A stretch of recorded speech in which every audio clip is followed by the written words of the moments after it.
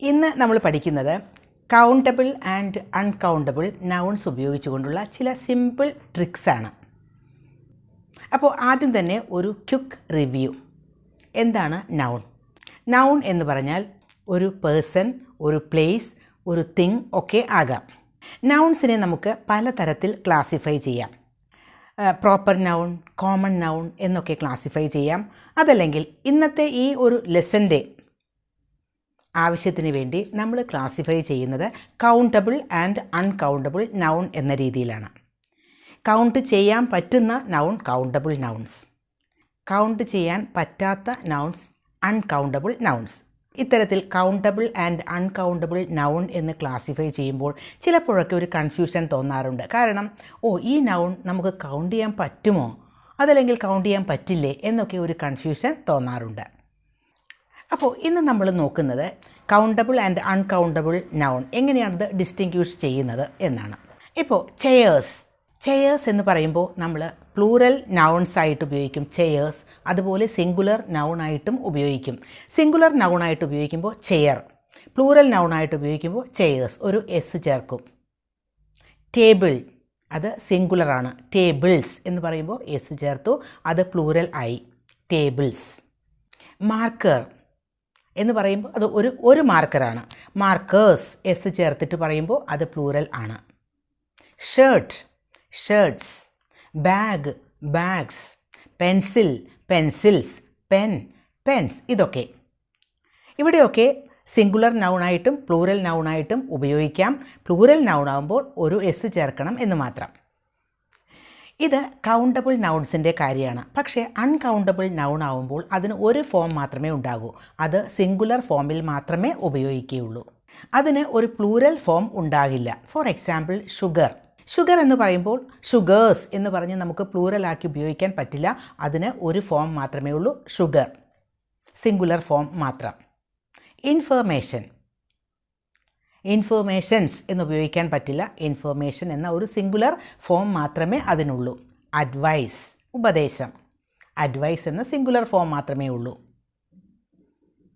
Equipment, furniture, ഇതൊക്കെ singular form മാത്രമേ അതിനുള്ളൂ, S ചേർത്തിട്ട് ഉപയോഗിക്കാൻ പാടില്ല.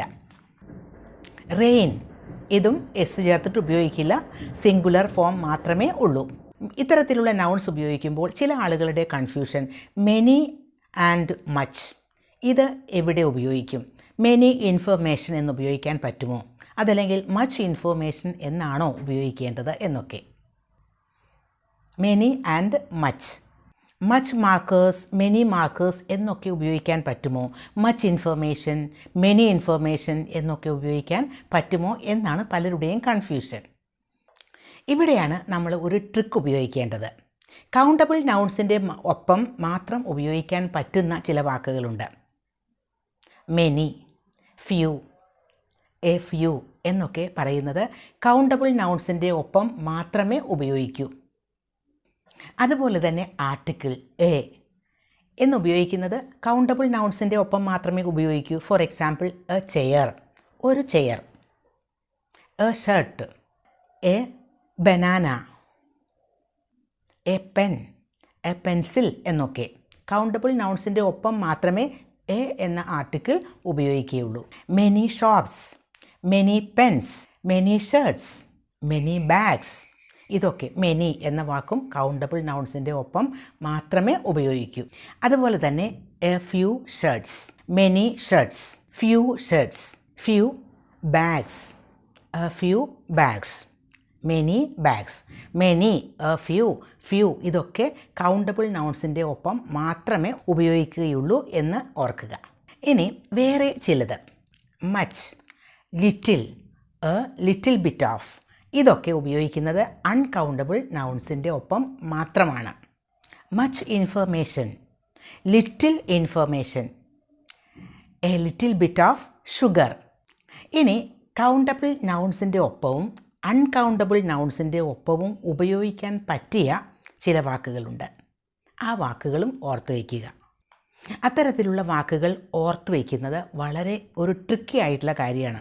കാരണം നമുക്ക് ഒരു കൺഫ്യൂഷനാണ് അവിടെ മച്ച് ഉപയോഗിക്കാൻ പറ്റുമോ അല്ലെങ്കിൽ മെനി ഉപയോഗിക്കാൻ പറ്റുമോ എന്നൊക്കെ ഒരു കൺഫ്യൂഷൻ വരികയാണെങ്കിൽ ചെയ്യേണ്ടത് രണ്ട് അൺകൗണ്ടബിൾ നൗണായാലും കൗണ്ടബിൾ നൗണായാലും ഉപയോഗിക്കാൻ പറ്റുന്ന ചില അഡ്ജക്റ്റീവ്സ് ഉപയോഗിക്കുക.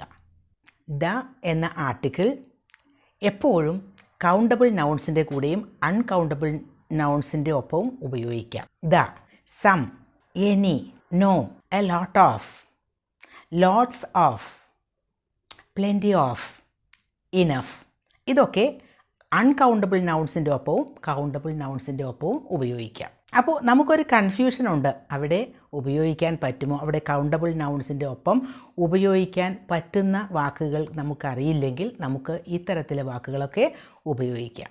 ദ ബുക്ക് എന്ന് നമുക്ക് ഉപയോഗിക്കാം. ദ ബുക്ക്, ബുക്ക് എന്നത് കൗണ്ടബിൾ നൗണാണ്. ദ എക്യുപ്മെൻറ്റ് ഉപയോഗിക്കാം. എക്യുപ്മെൻറ്റ് എന്നത് ഒരു അൺകൗണ്ടബിൾ നൗണാണ്. The equipment. സം അതുപോലെ നമുക്ക് കൗണ്ടബിൾ നൗൺസിൻ്റെ ഒപ്പവും അൺകൗണ്ടബിൾ നൗൺസിൻ്റെ ഒപ്പവും ഉപയോഗിക്കാം. ദി ഇൻഫർമേഷൻ, ദി ഇൻഫർമേഷൻ, അവിടെ ഇൻഫർമേഷൻ എന്നത് അൺകൗണ്ടബിൾ നൗൺ അല്ലേ, അവിടെ നമുക്ക് ദി ഉപയോഗിക്കാം. Some, some equipment, some books. നോക്കൂ, അൺകൗണ്ടബിൾ നൗണും കൗണ്ടബിൾ നൗണായാലും സം ഉപയോഗിക്കാം. I don't have any sugar. Any എന്ന വാക്ക് ഷുഗർ എന്ന അൺകൗണ്ടബിൾ നൗണിൻ്റെ ഒപ്പം ഉപയോഗിച്ചു. I don't have any sugar. I don't have any tables in the house. I don't have any tables in the room. റൂമിൽ എനിക്ക് ടേബിൾസ് ഒന്നും ഇല്ല എന്നാണ്. അവിടെ ടേബിൾസ് എന്നത് കൗണ്ടബിൾ നൗണാണ്, പക്ഷേ എനി എന്നതിനൊപ്പം ഉപയോഗിച്ചു. നോ എന്ന വാക്ക്. There is no equipment in the office. There are no books on the table. നോക്കൂ, നോ എന്നത് ബുക്സ് എന്ന കൗണ്ടബിൾ നൗണിൻ്റെ ഒപ്പം ഉപയോഗിച്ചു, അതുപോലെ തന്നെ എക്യുപ്മെൻറ്റ് എന്ന അൺകൗണ്ടബിൾ നൗണിൻ്റെ ഒപ്പവും ഉപയോഗിച്ചു. We have a lot of markers of different colours. ഞങ്ങൾക്ക് ഒരുപാട് മാർക്കേഴ്സ് ഉണ്ട് ഡിഫറെൻറ്റ് കളേഴ്സിലുള്ളത് എന്നാണ്. A lot of markers, markers എന്നത് കൗണ്ടബിൾ നൗണാണ്. അതുപോലെ തന്നെ നമുക്ക് അൺകൗണ്ടബിൾ നൗണിൻ്റെ ഒപ്പവും എ ലോട്ട് ഓഫ് ഉപയോഗിക്കാം. I have a lot of advice for you. I have a lot of advice for you, ഉപദേശം. എനിക്ക് കുറേ ഉപദേശങ്ങൾ നിനക്ക് തരാനുണ്ട് എന്ന മീനിങ് ആണ് അവിടെ. I have a lot of advice for U.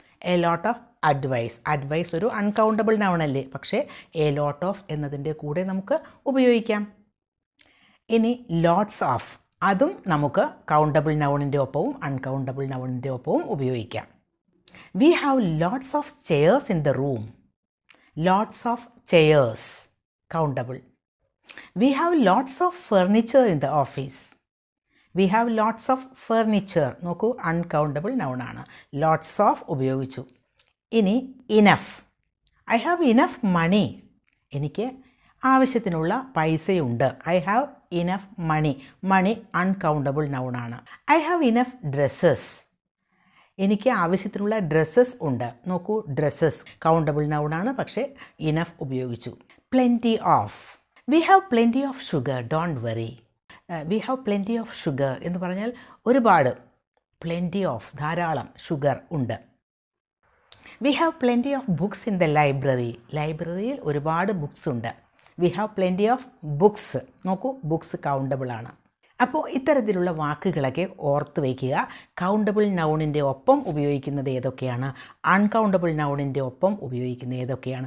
Both countable and uncountable നൗൺസിൻ്റെ ഒപ്പം നമുക്ക് ഉപയോഗിക്കാവുന്നത് ഏതൊക്കെയാണെന്ന് ഓർത്ത് വയ്ക്കുന്നത് ഒരു ട്രിക്കാണ്. ഒരിക്കലും തെറ്റില്ല ഉപയോഗിക്കുമ്പോൾ. അപ്പോൾ മറക്കാതിരിക്കുക.